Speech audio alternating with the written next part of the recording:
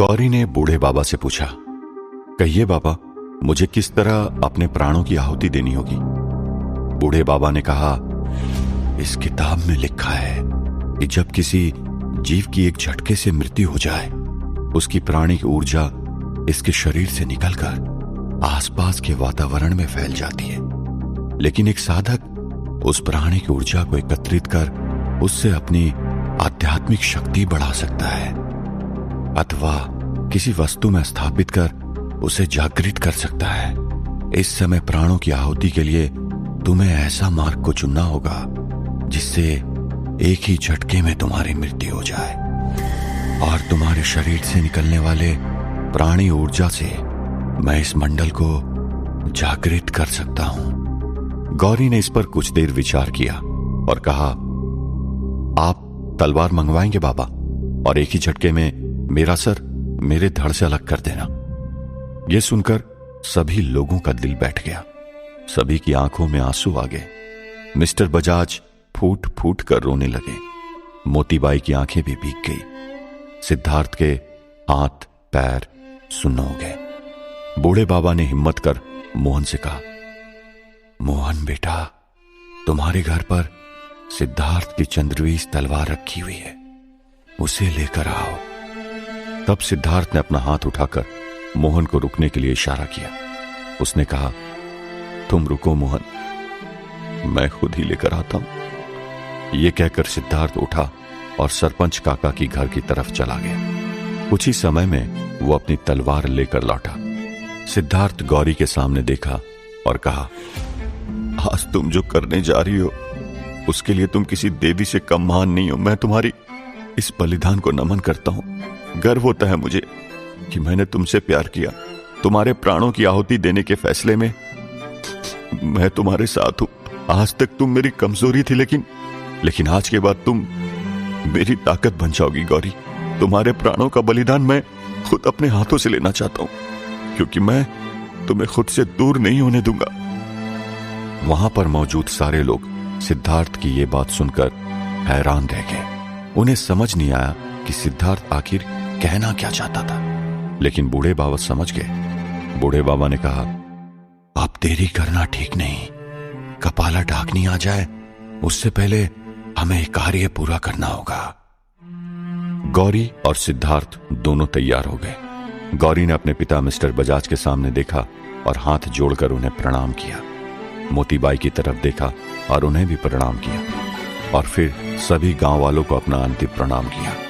बूढ़े बाबा के सामने आकर उन्हें प्रणाम करके घुटनों के बल जमीन पर बैठ गए और अपना सर झुका दिया। वे अपने प्राणों की आहुति देने के लिए पूरी तरह से तैयार थी। सिद्धार्थ अपनी चंद्रवीस तलवार उठाकर गौरी की तरफ अपने कदम बढ़ाए।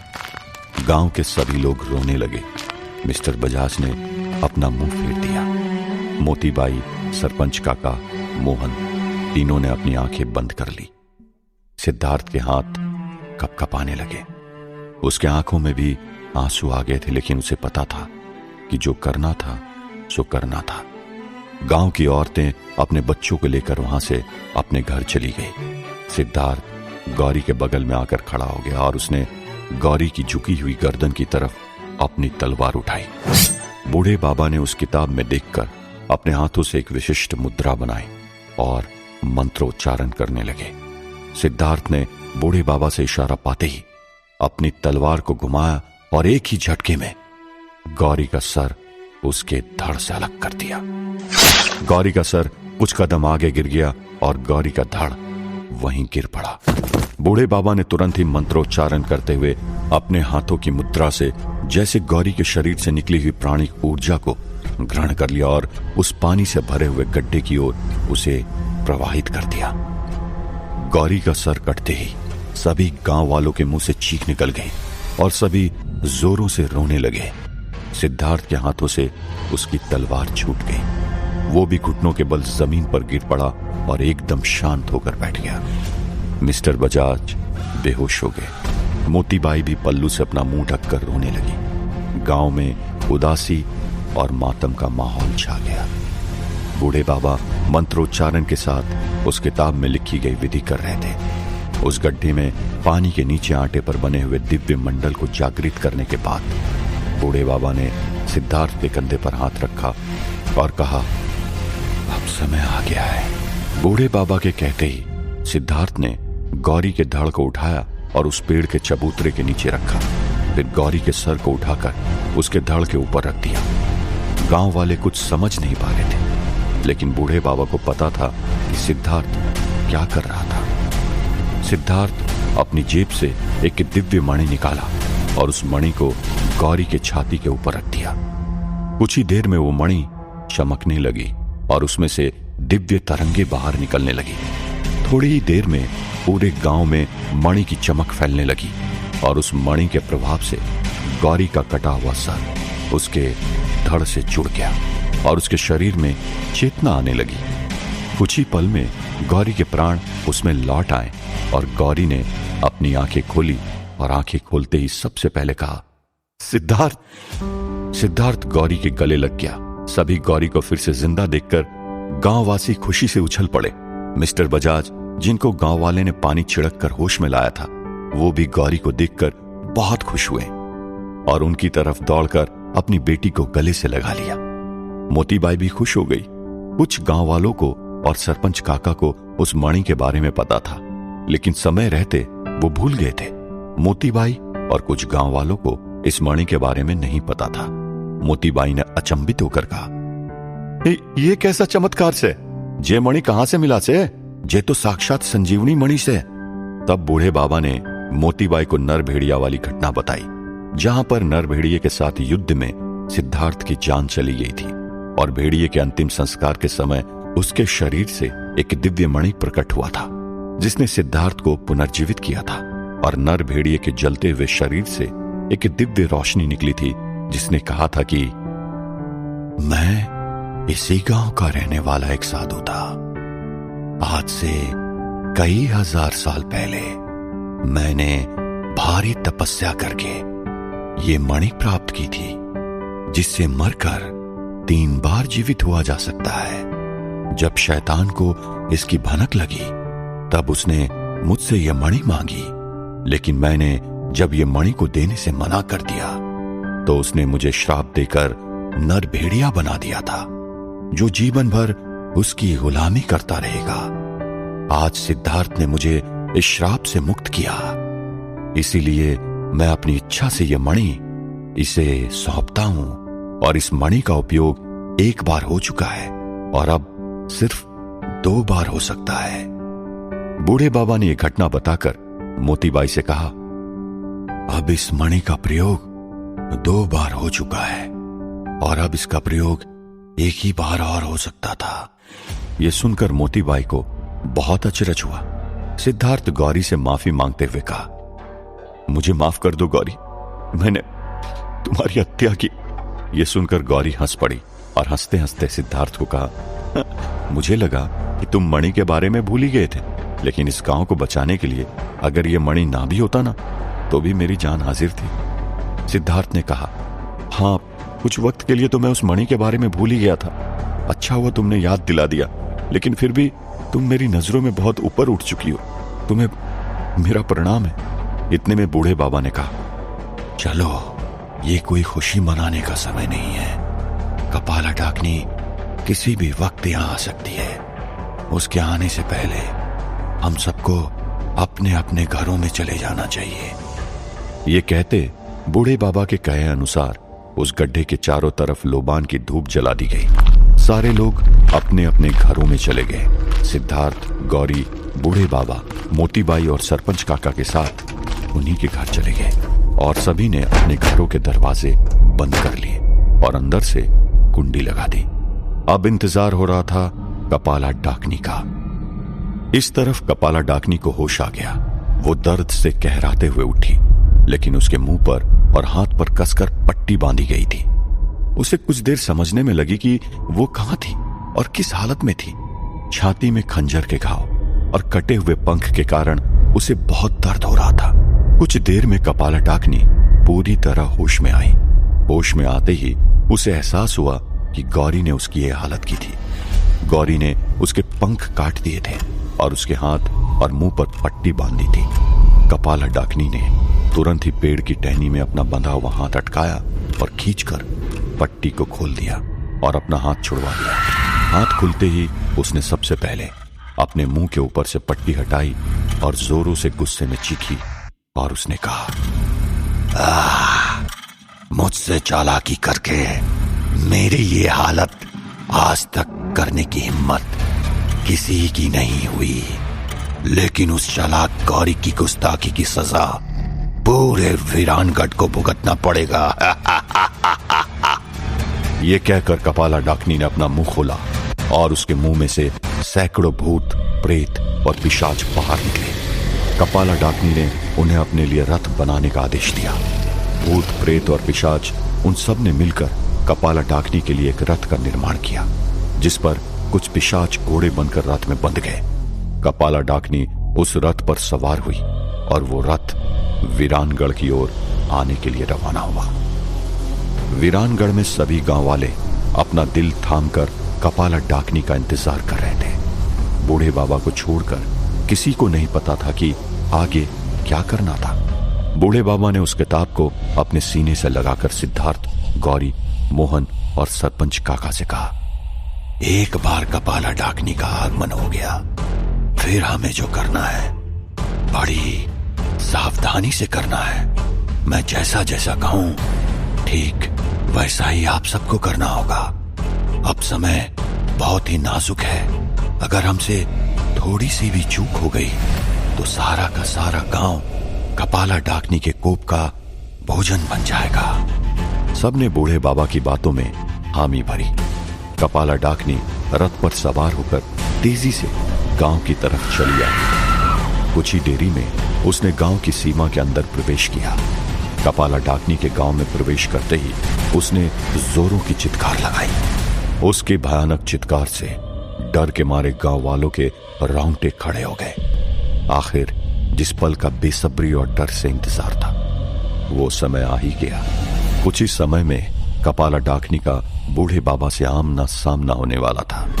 कपाला डाकनी की आवाज सुनते ही बूढ़े बाबा चौकन्ने हो गए और उन्होंने खड़े होकर दरवाजा खोला और घर से बाहर निकले। सभी के दिल की धड़कनें बढ़ गई। बूढ़े बाबा चलकर कपाला डाकनी की तरफ आगे बढ़े और कपाला डाकनी गांव की तरफ आगे बढ़ी। अब या तो इस पार या उस पार की स्थिति आ गई थी। सारे गांव को तबाह करने के इरादे से आई हुई कपाला डाकनी को बूढ़े बाबा किस तरह काबू में करेंगे? क्या बूढ़े बाबा के इरादे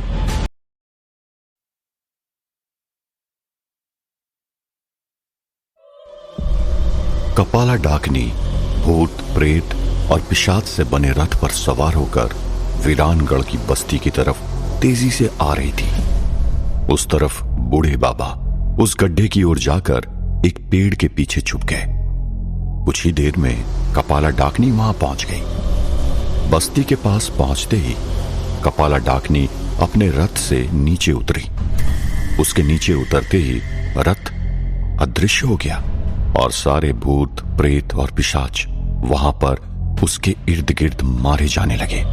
कपाला डाकनी कुछ कदम आगे बढ़ी और उसने देखा कि पूरी बस्ती लोबान की धूप से महक रही थी और धूप के कारण सारा गांव धुंधला हो गया था।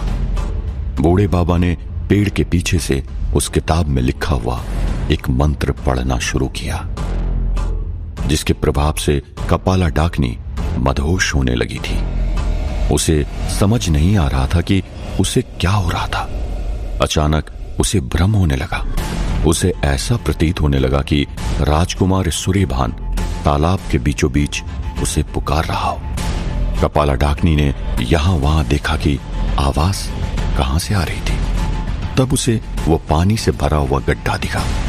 उसे भ्रम होने लगा कि वो गड्ढा एक तालाब था और उसे लगने लगा कि उसके ही बीचों बीच उसके पति सूर्यभान खड़े थे।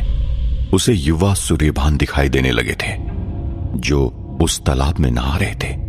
कपाला डाकनी उस तरफ आगे बढ़ी। उसका भ्रम और भी गहरा होता गया। उसे महसूस होने लगा कि राजकुमार सूर्यभान उसे तालाब में बुला रहे थे। राजकुमारी सोमाश्री, यहां आओ, मेरे साथ इस तालाब में कुछ देर क्रीड़ा करो। शर्माओ मत, कल हमारी शादी हो जाएगी और कल ही शादी के बाद मेरा राज्याभिषेक भी है। फिर मैं इस वीरानगढ़ का महाराज कहलाऊंगा और तुम महारानी कहलाओगी। इसी खुशी में मेरे साथ जल क्रीड़ा करो, आओ। ऐसा सुनते ही कपाला डाकनी को उस समय का भ्रम होने लगा जब उसकी महाराज सूर्यभान से शादी होने वाली थी। उस समय वो महाराज सूर्यभान के प्रेम में दीवानी थी। इस भ्रम के होते ही कपाला डाकनी तालाब समझकर उस पानी के गड्ढे की तरफ आगे बढ़ी और उसने उस गड्ढे के अंदर पैर रखा और चलकर आगे जाने लगी। अंदर पैर रखते ही कपाला डाकनी फिसली और फिसलते हुए उस गड्ढे के बीचों बीच जा पहुंची। कपाला डाकनी के मुंह, कान और आंख में पानी चला गया था और मुंह पर पानी पड़ते ही उसका भ्रम टूट गया। वो एकाएक होश में आ गई। उसे एहसास हुआ कि वो पानी से भरे उस गड्ढे में गिर गई थी। कपाला डाकनी ने उस पानी में खड़े होने का प्रयत्न किया, लेकिन नीचे तल में रहे आटे के अंदर उसके पांव घुसते चले गए। पानी की वजह से आटा चिकना हो गया था, इसीलिए वो गड्ढा एक दलदल जैसा बन चुका था। कपाला डाकनी के पैर पानी के अंदर धंसते चले गए और उसके पैर आटे के नीचे रखी लकड़ियों के अंदर जा घुसे और उसमें अटक गए। अब स्थिति ऐसी थी कि कपाला डाकनी के दोनों पैर नीचे लकड़ियों के बीच फंस चुके थे। उसके घुटने, जांग, कमर चिकने आटे के बीच फंस चुके थे और गले तक पानी में डूबी हुई थी। कपाला डाकनी चाहकर भी हिल नहीं पा रही थी। तब कपाला डाकनी अपनी मायावी विद्या का प्रयोग करने गई, लेकिन उसे उस विद्या का मंत्र ही याद नहीं आ रहा था। फिर वो दूसरे विद्या का प्रयोग करने गई और उसे वो मंत्र भी याद नहीं आ रहा था। कपाला डाकनी ने फिर भूत, प्रेत और पिशाचों को आवाहन देने की कोशिश की, लेकिन वो भी करने में कामयाब नहीं हुई। कपाला डाकनी को आश्चर्य हुआ कि वो सारे मंत्र भूल कैसे गई और बिना मंत्र की दूसरी शक्तियां भी काम नहीं कर रही थी। दरअसल ये प्रभाव उस दिव्य मंडल का था जो बूढ़े बाबा ने अभिमंत्रित सामग्री से बनाया था, जिसको जागृत करने के लिए गौरी के प्राणों की आहुति दी गई थी। वो मंडल इतना प्रभावशाली हो गया था कि उसने कपाला डाकनी को करीब करीब शक्तिहीन बना दिया था। मौका देखते ही बूढ़े बाबा पेड़ के पीछे से बाहर निकले और कपाला डाकनी के सामने आए। कपाला डाकनी बूढ़े बाबा को देखते ही गुस्से में आ गई और उन्हें भद्दी भद्दी गालियां देने लगी। बूढ़े बाबा उसकी तरफ देखकर मुस्कुराए और बोले, जितनी गालियां दे सकती हो दे दो, क्योंकि इस वक्त उसके सिवा तुम और कुछ कर भी नहीं सकती। कपाला डाकनी ने गुस्से में बूढ़े बाबा से कहा, ऐसे कायरों की भांति मुझे इस दलदल में फंसाकर अपनी मर्दानगी साबित करना चाहते हो? अपनी मां का दूध पिया है तो मुझे बाहर निकालो और फिर मेरा सामना करके दिखाओ। बूढ़े बाबा ने हंसते हुए कहा, मैंने इस जन्म में तो कभी अपनी मां का दूध नहीं पिया, इसलिए तुम्हारी ये बात मैं नहीं मान सकता। और कायरता और वीरता की बात तुम्हारे मुंह से अच्छी नहीं लगती कपाला, क्योंकि इन मासूम गांव वालों को अपनी मायावी मैली शक्तियों से तुम ही पीड़ा देते आई हो। कपाला डाकनी ने बूढ़े बाबा से कहा, 900 साल पहले मेरे साथ जो अन्याय हुआ था उसका बदला। बूढ़े बाबा ने कपाला डाकनी की बात को बीच में टोकते हुए कहा, अन्याय तुम्हारे साथ महाराज सूर्यभान और तुम्हारे भाई ने किया था। वीरानगढ़ के लोगों ने तुम्हारा क्या बिगाड़ा था? तुम्हारे भाई को महाराज सूर्यभान पहले ही मार चुके थे और महाराज सूर्यभान को तुमने मार दिया था। तुम्हारे अन्याय का बदला तुम तब ले चुकी थी। फिर उसके बाद 20 सालों तक तुमने अपनी शक्ति के मद में आकर वीरानगढ़ के वासियों पर जो अत्याचार किए, उनके नवजात बच्चों को मारकर उनका मांस खाया, कुंवारी कन्याओं के रक्त से नहाई, कितने लोगों को बिना कारण सिर्फ अपने मनोरंजन के लिए तड़पा तड़पा कर मार डाला।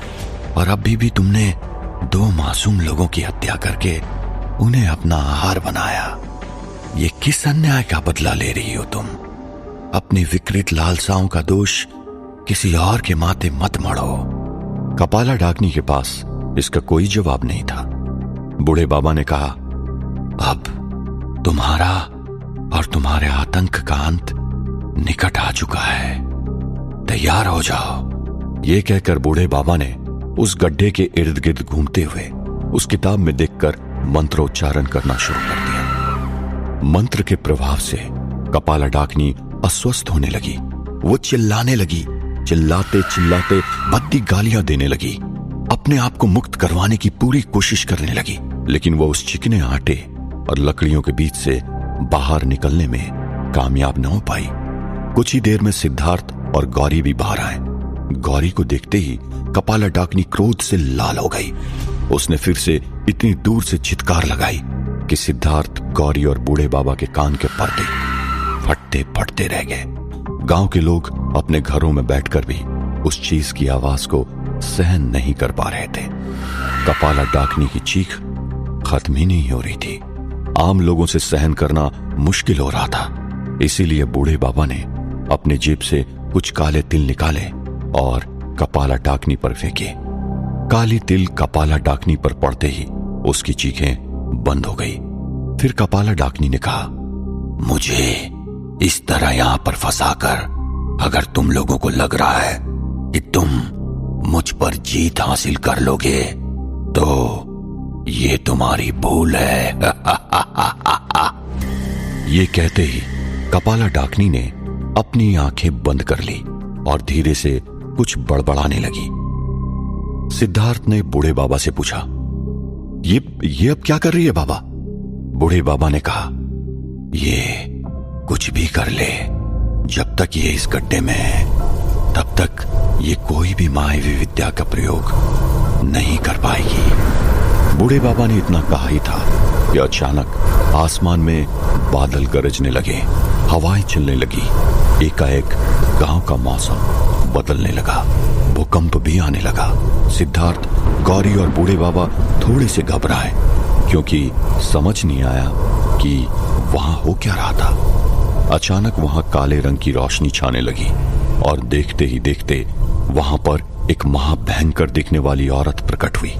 वो सर से लेकर पांव तक खून में रंगी हुई थी। उसके 6 हाथ थे। उसके हर एक हाथ में कोई न कोई भयंकर दिखने वाला शस्त्र था। उसके मुंह से बड़े बड़े दांत बाहर की ओर निकले हुए थे। उसके गले में लकड़बग्गों के कटे हुए सर की माला थी। सर पर लंबे घने बाल थे। वो और कोई नहीं बल्कि मैली विद्या की अधिष्ठात्री कपाला घंटिका थी। उसके प्रकट होते ही वातावरण बहुत ही भयावह हो गया था। उसे देखकर सिद्धार्थ, गौरी और बूढ़े बाबा तीनों घबरा गए। कपाला डाकनी ने कपाल घंटिका को प्रणाम किया और उनसे सहायता मांगी। कपाल घंटिका देवी ने अपनी शक्ति से कपाला डाकनी को उस दलदल से बाहर निकाला। कपाला डाकनी जाकर उनकी चरणों में गिरकर उनकी स्तुति करने लगी। बूढ़े बाबा एकदम चिंतित हो गए क्योंकि विश्वनाथ जी ने उस किताब में इसके बारे में कुछ नहीं लिखा था। ऐसी परिस्थिति निर्माण हो सकती है, ऐसा शायद उन्होंने भी नहीं सोचा था। सिद्धार्थ ने बूढ़े बाबा से पूछा, बाबा इसका कोई उपाय करना होगा, ये तो एकदम भयंकर शक्तिशाली लग रही है, इसका सामना हम कैसे कर पाएंगे? तब बूढ़े बाबा ने उस किताब को बंद कर बाजू में रख दिया और उसकी ओर देखते हुए अपना सर हिलाकर अपनी बेबसी का इशारा किया। सिद्धार्थ और गौरी ने एक दूसरे के हाथ पकड़ लिए। कपाला डाकनी ने कपाल घंटिका की स्तुति करके उसे प्रसन्न किया और कहा, आपकी इस भक्त के साथ इन दुष्टों ने बड़ा अन्याय किया है। छल करके मेरी सारी शक्तियां छीन ली है। मैं इनसे प्रतिशोध चाहती हूं। मेरी सहायता कीजिए मां। कपाल घंटिका ने गुस्से से सिद्धार्थ, गौरी और बूढ़े बाबा की तरफ देखा। कपाला डाकनी ने कहा, आप इस बूढ़े को इस युवा और सारे गांव को दंडित कीजिए, लेकिन इस कपटी लड़की गौरी को छोड़ दीजिए। इसका बदला मैं खुद लूंगी। कपाला डाकनी के मुंह से यह सुनते ही सिद्धार्थ ने गौरी को अपने पीछे कर लिया। तब कपाला घंटिका ने कपाला डाकनी से कहा, मैं तुम्हारी स्तुति से प्रसन्न हूं, इसीलिए मैं तुम्हें तुम्हारी सारी शक्तियां लौटाती हूं, लेकिन मैं इन गांव वालों को दंडित करूं उससे पहले इस लड़की को मेरे चरणों में अर्पित करो। कपाला डाकनी ने खुशी से हां कहा। कपाला घंटिका ने कपाला डाकनी के सर पर हाथ रखा और उसकी सारी खोई हुई शक्तियां उसे फिर से लौटा दी। कपाला डाकनी के अंदर शक्ति का संचार होते ही वो उठ खड़ी हुई। कपाल घंटिका की कृपा से उसके दोनों कटे हुए पंख फिर से उगाए। कपाला डाकनी अपने पंख फैलाकर जोरों से ठाके लगाकर हंसने लगी। ये दृश्य देखकर सिद्धार्थ, गौरी और बूढ़े बाबा के पैरों तले जमीन खिसक गई। अपनी खिड़कियों के अंदर से देख रहे गांव वालों की हालत ऐसी हो गई जैसे काटो तो खून नहीं। कपाला डाकनी ने तुरंत ही अपनी शक्ति से सैकड़ों भूत प्रेत और पिशाचों को बुलाया और उनसे कहा, जाओ इस वीरानगढ़ में हाहाकार मचा दो। इस गांव में रह रहे हर एक व्यक्ति को पकड़ पकड़ कर यहां पर माता के सामने हाजिर करो। जाओ। ये कहते ही सारे भूत प्रेत और पिशाचों ने गांव में हल्ला बोल दिया। सभी घरों में घुसकर लोगों को आतंकित करने लगे और एक एक को उठाकर कपाला घंटिका के सामने हाजिर करने लगे। सिद्धार्थ, गौरी और बूढ़े बाबा अब कुछ भी करने में असमर्थ थे। मोतीबाई ने अपनी मायावी शक्ति से इन भूत प्रेतों को रोकने की कोशिश की, लेकिन वो इतने सारे थे कि मोतीबाई भी कुछ न कर पाई। अब कपाला डाकनी ने गौरी के सामने देखा और जोरों से हंसने लगी। उसने गौरी से कहा, अब तुम्हारी कोई चालाकी यहां काम नहीं आएगी। अब तुम सबको कोई नहीं बचा सकता। कहकर कपाला डाकनी ने अपने पंख फड़फड़ाए और गौरी की तरफ छलांग लगाई। क्या वीरानगढ़ का अंत निश्चित था? क्या कपाला डाकनी फड़फड़ाने लगी और गौरी को देखकर हंसते हुए उसके ऊपर छलांग लगाई। सिद्धार्थ ने गौरी का हाथ थामकर उसे अपने पीछे कर दिया। सिद्धार्थ ने अपनी चंद्रबीज तलवार निकाली और कपाला डाकनी को मारने के लिए उसे ऊपर उठाई। कपाला डाकनी ने दूर से ही सिद्धार्थ के हाथ पर बिजली फेंकी। सिद्धार्थ के हाथ पर बिजली गिरते ही उसके हाथ से तलवार उड़कर गिर गई। कपाला डाकनी हंसते हुए उनकी तरफ उड़कर आ रही थी। बिजली गिरने से सिद्धार्थ का हाथ बुरी तरह जख्मी हो चुका था। सिद्धार्थ, गौरी और बूढ़े बाबा सब समझ चुके थे कि अब उन्हें कोई बचा नहीं सकता था। उनका अंत निकट आ चुका था। कपाला डाकनी उड़ते हुए उनके पास आई और अपने हाथ में एक त्रिशूल प्रकट किया और गौरी की तरफ निशाना साधकर जोरों से त्रिशूल को फेंका। त्रिशूल को अपनी तरफ आते देख सिद्धार्थ गौरी के आगे खड़ा हो गया और दोनों ने अपनी आंखें बंद कर ली। अचानक उन दोनों के बीच एक दिव्य ऊर्जा पिंड प्रकट हुई और वह त्रिशूल उससे दिव्य रोशनी में समा गया। यह देखकर कपाला डाकनी चौंक गई।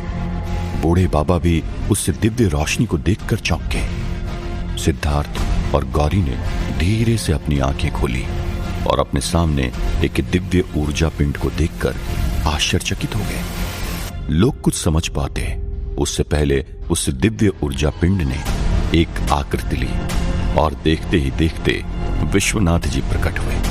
विश्वनाथ जी को देखते ही सिद्धार्थ, गौरी और बूढ़े बाबा की जान में जान आई। उन्होंने विश्वनाथ जी को प्रणाम किया। विश्वनाथ जी को देखकर कपाला डाकनी कुछ देर के लिए घबरा गई। विश्वनाथ जी ने अपनी दिव्य शक्ति के द्वारा गांव में हाहाकार मचा रहे सारे भूत प्रेत और पिशाचों को बांधकर अपने पास खींच लिया और अपने वश में कर लिया। विश्वनाथ जी ने कपाला डाकनी से कहा, इतने सालों के बाद दोबारा मुलाकात हुई है तुमसे। जमाना बदल गया, लेकिन परिस्थिति भी वही की वही है। तुम बुराई के रास्ते पर तब भी थी और आज भी हो, और मैंने तुम्हें तब भी रोका था और आज भी रोकूंगा। इस बात पर कपाला डाकनी जोरों से हंस पड़ी। उसने विश्वनाथ जी से कहा, मुझे रोकने में तब भी तुम कामयाब नहीं हुए थे और आज भी कामयाब नहीं होगे। तुम्हारी भलाई के लिए ही कह रही हूं, चले जाओ यहां से। उस वक्त पर मुझे रोकने का परिणाम तुम्हें अपनी आंखें गवाकर भुगतना पड़ा था। आज जान गवाकर भुगतना न पड़ जाए। और 877 साल पहले तुमने जिसको बचाने के लिए अपनी आंखें गवाई थी, देखो आज वही शैतान बन गया है। तुम्हारा तो बलिदान भी व्यर्थ गया। विश्वनाथ जी ने कहा, बुराई चाहे जितनी बड़ी क्यों ना हो, एक न एक दिन उसका अंत जरूर होता है। यह कहकर विश्वनाथ जी ने अपने हाथों से दिव्य पाश प्रकट किया और उसे कपाला डाकनी पर फेंका। कपाला डाकनी उस पाश में बंध गई। अपनी भक्त को इस तरह पाश में जकड़े हुए देखकर कपाला घंटिका क्रोधित हुई। उसने अपनी शक्ति से कपाला डाकनी को पाश से मुक्त कर दिया। कपाला घंटिका ने विश्वनाथ जी की तरफ देखा और गुस्से से कहा, तुम्हारी इतनी हिम्मत कि मेरे सामने आकर मेरी ही भक्त के ऊपर प्रहार करो, इसका दंड तुम्हें भुगतना होगा। ये कहकर कपाल घंटिका ने अपनी शक्ति द्वारा विश्वनाथ जी को ही बांध दिया। विश्वनाथ जी ने खुद को उस शक्ति से छुड़वाने की बहुत कोशिश की, लेकिन वो नाकामयाब रहे। विश्वनाथ जी जानते थे कि कपाल घंटिका के सामने उनकी शक्ति टिक नहीं पाएगी। विश्वनाथ जी के बंधे जाने से बाजी फिर से कपाला डाकनी की ओर आ गई। कपाला घंटिका देवी ने कपाला डाकनी से कहा, जाओ जाकर काट डालो इस कपटी गौरी का सर और उसके साथ खड़े उस युवक का भी सर मेरे चरणों में अर्पित करो।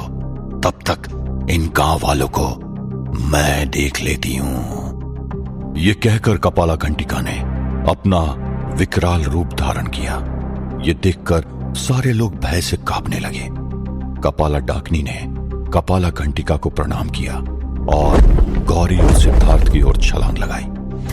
विश्वनाथ जी के पास अब एक ही उपाय बचा था, जिसका उपयोग वो नहीं करना चाहते थे, लेकिन उनके पास अब कोई चारा भी नहीं था। उन्होंने आंखें बंद करके अपनी इष्ट देवी का स्मरण किया। उन्होंने मन ही मन प्रार्थना की, हे माता, आज फिर बुराई अपनी पूरी शक्ति से अच्छाई पर अत्याचार कर रही है।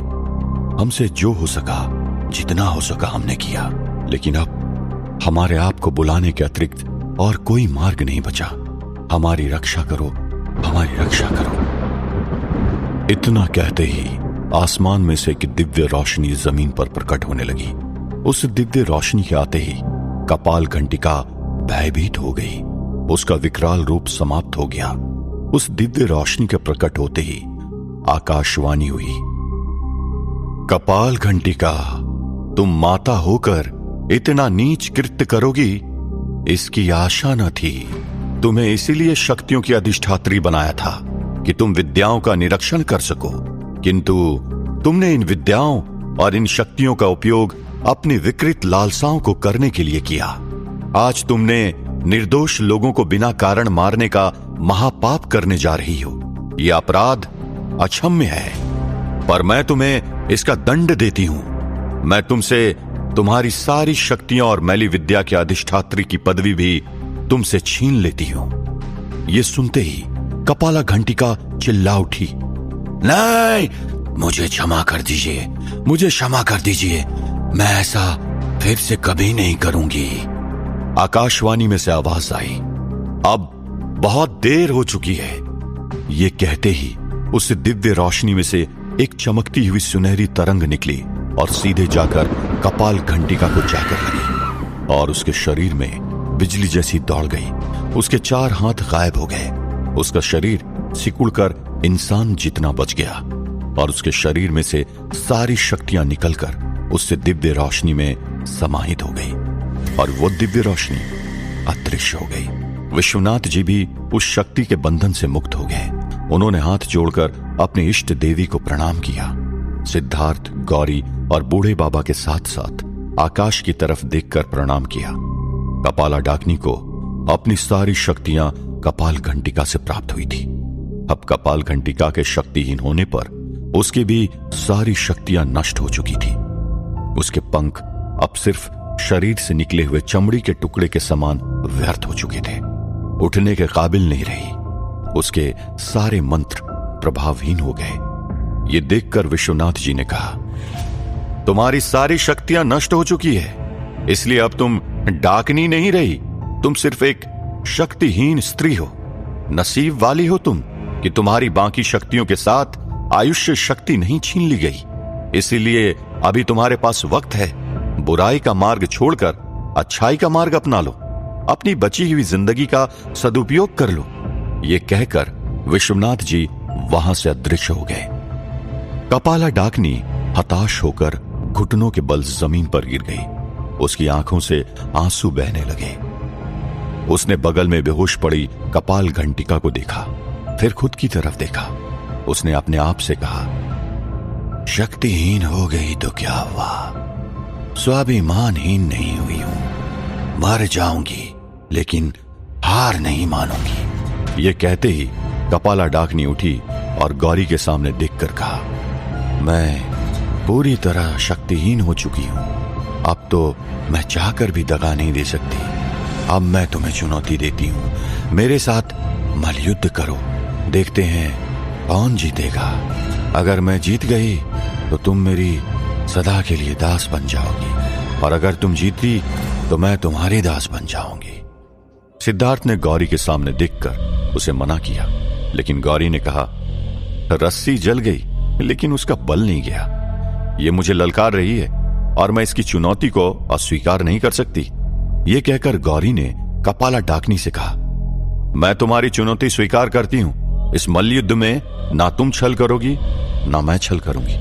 कपाला डाकनी ने कहा, मंजूर है। सिद्धार्थ कुछ कहने गया लेकिन उससे पहले बूढ़े बाबा ने उसे रोक लिया। बूढ़े बाबा ने उसे कहा, उसे मत रोको सिद्धार्थ। बूढ़े बाबा के कहने से सिद्धार्थ वहीं रुक गया। गौरी और कपाला डाकनी आमने सामने आए। कपाला डाकनी और गौरी एक दूसरे की ओर भागने लगी। दोनों तेजी से एक दूसरे की तरफ पहुंची और जोरों से एक दूसरे से टकराई। दोनों ने एक दूसरे का हाथ कस के पकड़ लिया। दोनों ही एक दूसरे का हाथ मरोड़ने की कोशिश करने लगे। कपाला डाकनी ने अपने पैर से गौरी के पैर को धक्का मारा और गौरी नीचे गिर गई। गौरी ने गिरते ही कपाला डाकनी के पैर पकड़ लिए और उसे जोरों से खींचा। कपाला डाकनी नीचे गिर गई। गौरी ने तुरंत ही खड़े होकर कपाला डाकनी पर अपने पैरों से वार किया।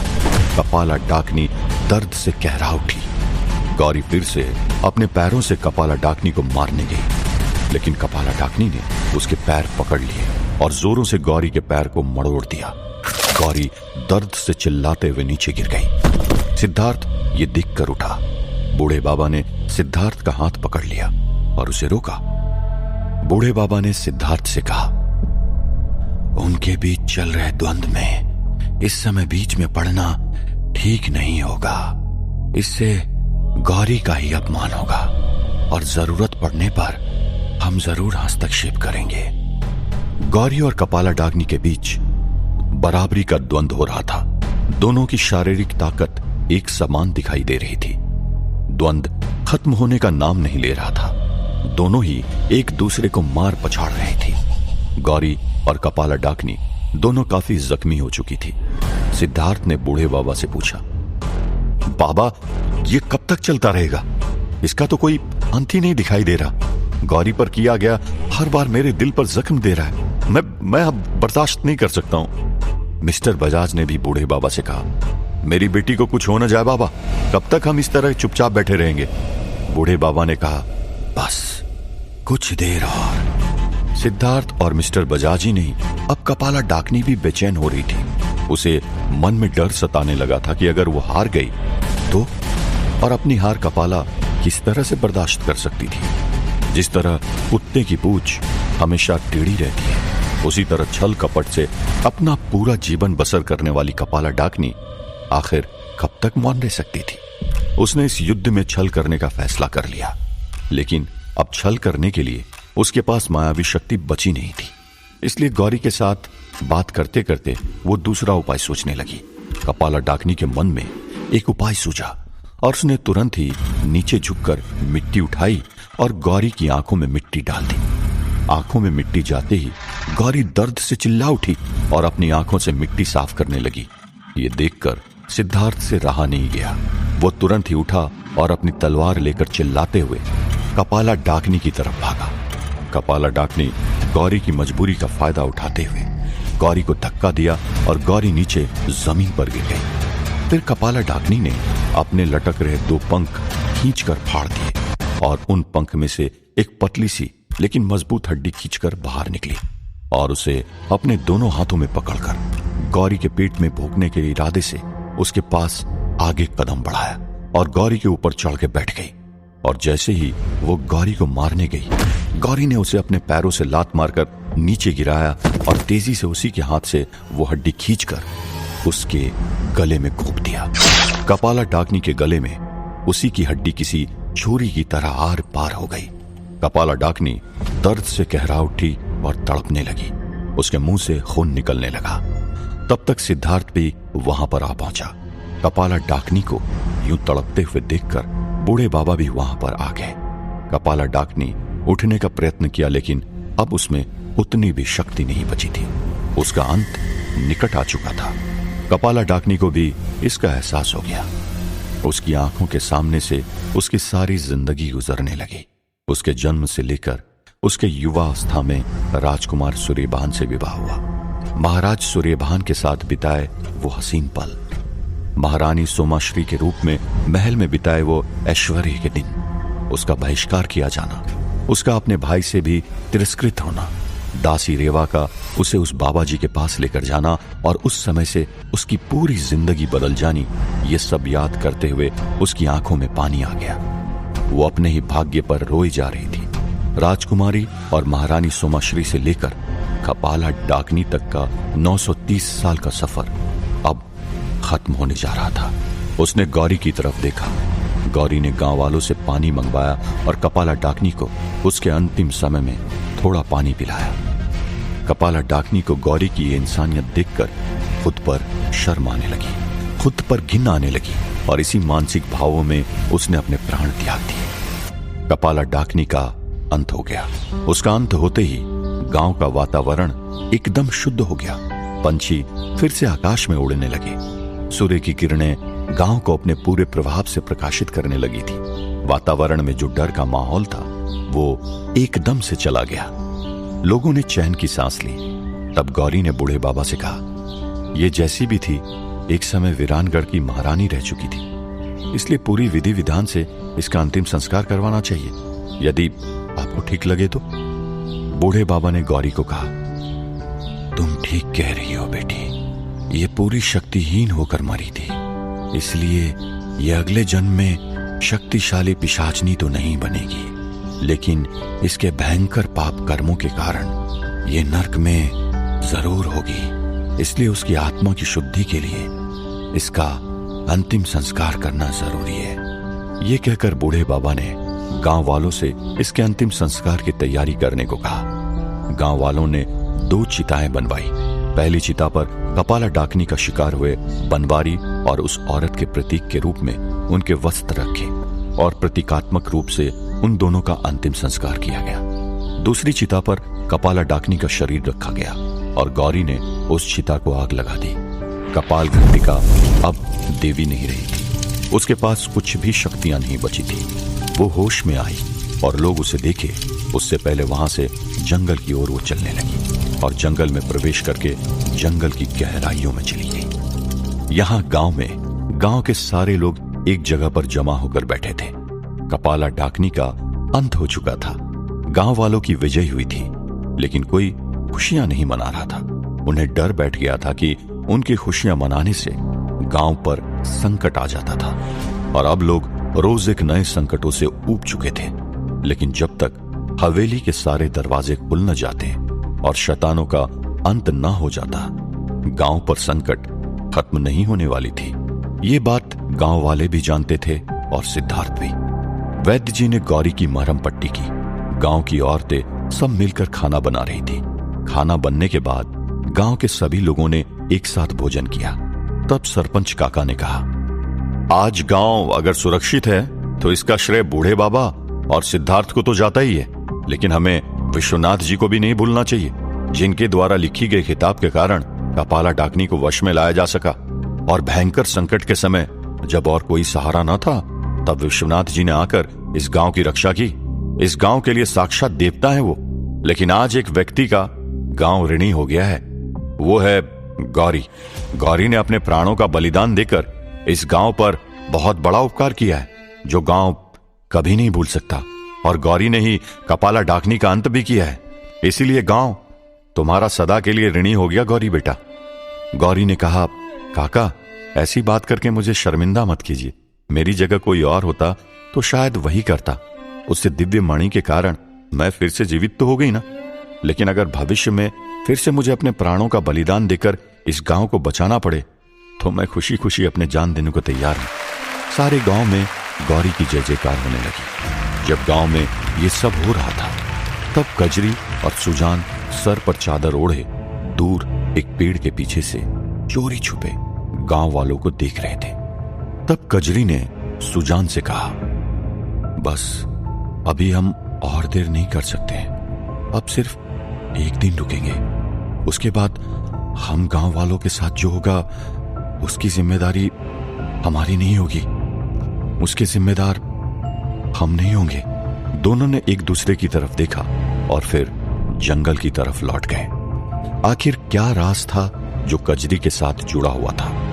ऐसा क्या कहा था उसने मोतीबाई से जो सिद्धार्थ को बताने के लिए मोतीबाई आतुर थी?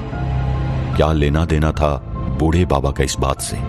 जानने के लिए सुनते रहिए वीरानगढ़, ओनली ऑन पॉकेट FM।